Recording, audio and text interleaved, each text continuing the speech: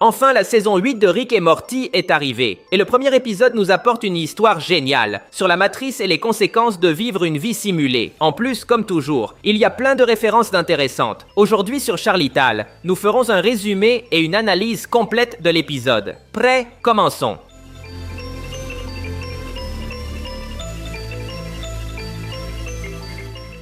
L'épisode commence avec Morty et Summer, piégés dans une simulation. Cette matrice a été créée par Rick, qui les y a enfermés, pour les punir d'avoir pris le chargeur de son téléphone. C'est pourquoi toute la ville contient des références au chargeur. L'objectif était qu'ils apprennent une leçon, mais Rick s'est endormi, et les enfants sont restés enfermés pendant 17 ans. Summer est devenue une femme d'affaires puissante et utilise ses connaissances pour sortir de la simulation avec Morty. Au réveil, Rick veut leur effacer la mémoire, mais Summer appelle astucieusement sa mère pour l'en empêcher. L'épisode parle essentiellement de Summer et Morty, qui reviennent à leur vie normale, mais avec des esprits de 30 ans. Summer essaie de s'entendre avec sa mère, car elles sont toutes deux des adultes, mais cette relation ne fonctionne pas. Morty est un cas plus intéressant. Pendant ses années dans la matrice, il a été arrêté pour avoir volé un chargeur. Cela l'a conduit en prison, où il a passé sa jeunesse. En prison, on voit plusieurs références intéressantes, comme, par exemple, cette affiche qui appartient au film One Million Years BC, de l'année 1966. Mais la femme porte des prises électriques sur la poitrine. Mais beaucoup reconnaîtront l'affiche du film Les Évadés.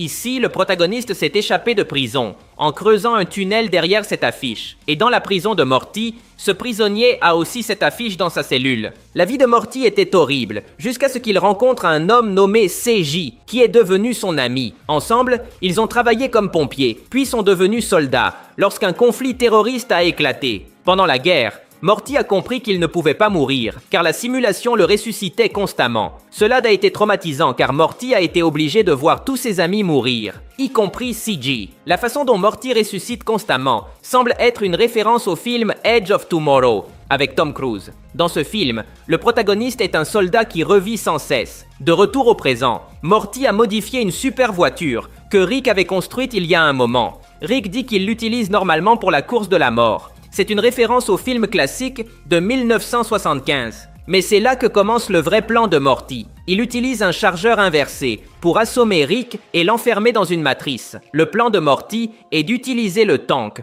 pour détruire une centrale nucléaire et mettre fin au téléphone portable dans le monde. Son esprit est troublé par la guerre et il veut désormais seulement créer le chaos. De son côté, Summer s'enfuit aussi de chez sa mère et se cache dans un atelier de céramique à Santa Fe. Malgré tout, Beth réussit à convaincre Summer qu'être adolescente est une bonne chose. Rick est enfermé dans la simulation, mais parvient à la briser en utilisant les gens sur place comme des batteries humaines. C'est une référence évidente à Matrix, où les machines utilisaient les humains de la même manière. On voit même que Rick a créé des robots identiques aux pieuvres du film. Le plan de Rick fonctionne, et il parvient à s'échapper. Les histoires se rejoignent, lorsque Summer apparaît pour arrêter Morty, et un grand secret est révélé. Quand Summer était dans la simulation, elle est devenue une personne puissante et a manipulé Morty pour qu'il accomplisse ses objectifs. Pour sortir de la simulation, elle avait besoin de beaucoup d'énergie et la seule façon d'en obtenir était de voler le lithium du monde entier. Pour atteindre cet objectif, Summer a manipulé le pays. Elle a créé un faux groupe terroriste dirigé par une version d'Osama Ben Laden. Grâce à cela, elle a poussé le pays à entrer en guerre contre le reste du monde. On peut même voir comment Summer a enregistré de fausses vidéos terroristes. Comme référence curieuse, le réalisateur de la vidéo ressemble énormément à Stanley Kubrick. C'est une référence à une conspiration réelle.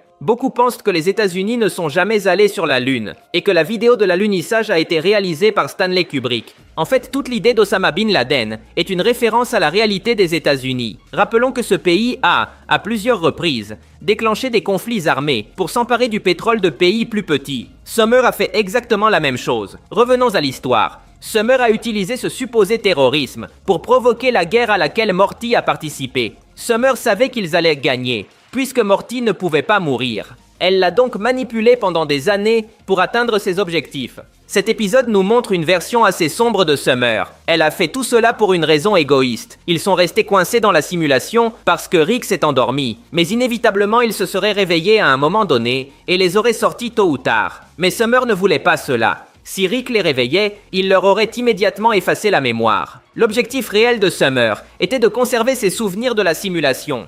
C'est pourquoi elle devait se réveiller avant Rick, et c'est pourquoi elle a appelé sa mère dès son réveil. L'épisode est une démonstration de combien Summer peut être brillante et sombre lorsqu'elle veut atteindre quelque chose. Malgré tout, elle se sent mal pour ce qu'elle a fait endurer à Morty, et lui offre la possibilité d'effacer ses souvenirs. L'épisode se termine donc avec les deux qui effacent le passé et redeviennent des adolescents. Avant d'effacer tout, Morty s'est fait tatouer en l'honneur de son ami JC. Ainsi, il aura quelque chose de lui-même, s'il ne peut plus s'en souvenir. Par ailleurs, Summer a enregistré un message vidéo pour elle-même. Ce n'était qu'un message positif sur la maturité d'être adulte, mais la Summer adolescente n'en a que faire. Elle est redevenue jeune et ne se soucie que de s'amuser et de passer du bon temps avec ses amis. L'épisode en soi est assez simple, mais nous offre des explications brillantes sur nos personnages. Tout d'abord Summer. Ici, elle nous a montré encore une fois à quel point elle peut être dangereuse. Dans des épisodes passés, Summer avait déjà montré un énorme potentiel. Par exemple, dans l'épisode des êtres nocturnes, la Summer maléfique était celle qui dirigeait la famille. Morty aussi a un énorme potentiel.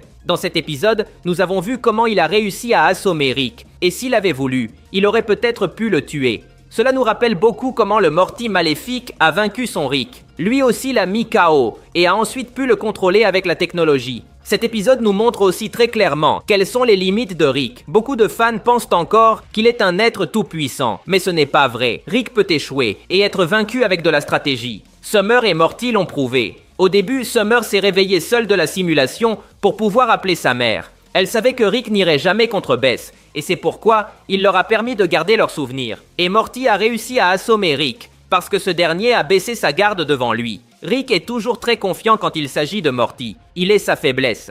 Nous l'avons déjà vu dans l'histoire du Morty maléfique, qui a enivré son Rick pour le vaincre. Nous les avons également vus avec Rick Prime, qui a été vaincu par le Morty maléfique, parce qu'il s'était fié à lui en pensant qu'il s'agissait d'un Morty normal. Morty a toujours été, et sera toujours la faiblesse de Rick. L'épisode en général est une démonstration des conséquences de vivre dans une simulation. Dans de nombreux épisodes, Rick et Morty ont vécu des années dans des simulations, mais presque toujours ils oublient tout, en revenant à la réalité. Cela a beaucoup banalisé l'idée. Mais dans cet épisode, ils explorent en profondeur à quel point vivre une vie entière dans un monde différent peut être puissant. Les êtres humains sont capables de créer des relations, des amitiés et des valeurs là où ils se trouvent. Le plan de Summer a été une tentative désespérée de conserver ses souvenirs et de ne pas perdre cette vie. Mais malheureusement, elle a fait des choses horribles pour y parvenir. Je suis sûr que beaucoup ont détesté Summer dans cet épisode. L'épisode, comme toujours, a une scène post-générique. On y voit Beth partager avec les femmes de Santa Fe. Mais celles-ci se révèlent être des vampires, qui se nourrissent de sang pour rester jeunes. Beth les vainc sans grande difficulté. Rappelons qu'elle a de l'expérience de combat, à cause de tant d'aventures. La scène ne présente pas de grandes références ou connexions avec l'épisode. C'est tout pour aujourd'hui. Si vous avez aimé la vidéo, cela m'aiderait beaucoup que vous laissiez un like. Ce serait légendaire. De plus, n'oubliez pas de vous abonner, pour voir plus de vidéos comme celle-ci. Merci de m'avoir écouté. Je m'appelle Charlie, et on se voit dans le futur.